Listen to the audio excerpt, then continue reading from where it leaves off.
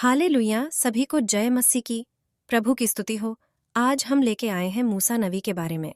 जब मूसा नबी बालक थे तो उनकी माता ने नील नदी में मूसा नबी को टोकरी में क्यों डाला और पानी में क्यों छोड़ दिया था, आज हम जानेंगे।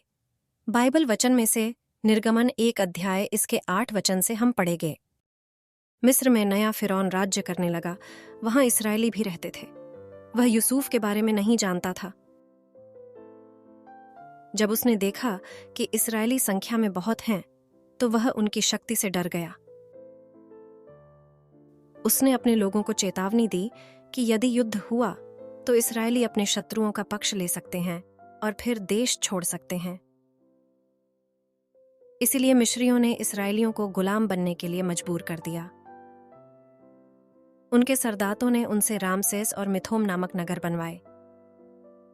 लेकिन इस्राएली उन पर हो रहे अत्याचारों के बाद भी संख्या और बल में बहते चले गए और बहुत हो गए। इसलिए मिस्रियों ने उनसे और अधिक क्रूरता से काम लेना चालू कर दिया।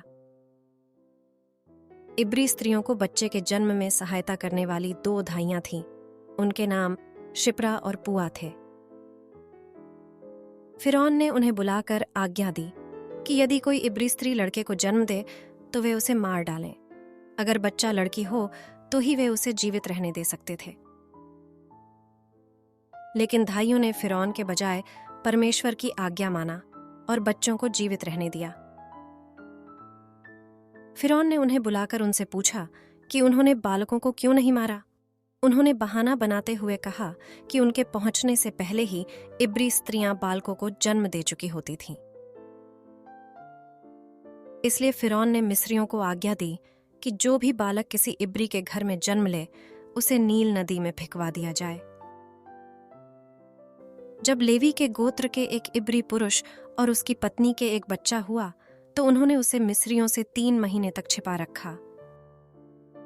लेकिन जैसे जैसे बच्चा बड़ा होता गया उसे छुपाकर रखना मुश्किल हो गया। इसलिए उसकी मां ने अपने बच्चे को नजरों से दूर रखने के लिए एक तरकीब निकाली।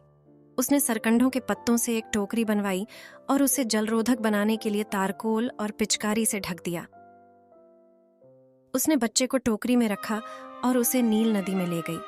उनकी छोटी बेटी मरियम ने उनकी मदद की। उसने टोकरी को नदी के किनारे लंबे झाड़ों में छिपा दिया। मरियम दूर से बच्चे को देखती रही। अप्रत्याशित रूप से फिरौन की बेटी स्नान करने के लिए नदी पर उतर आई। उसने टोकरी देखी और अपने एक परिचारक को उसे लाने के लिए भेजा। जब उसने टोकरी खोली और देखा कि बच्चा रो रहा है तो उसे उस पर तरस आया। यह हिब्रू बच्चों में से एक है, उसने कहा। मरियम, जो देख रही थी, राजकुमारी के पास आई।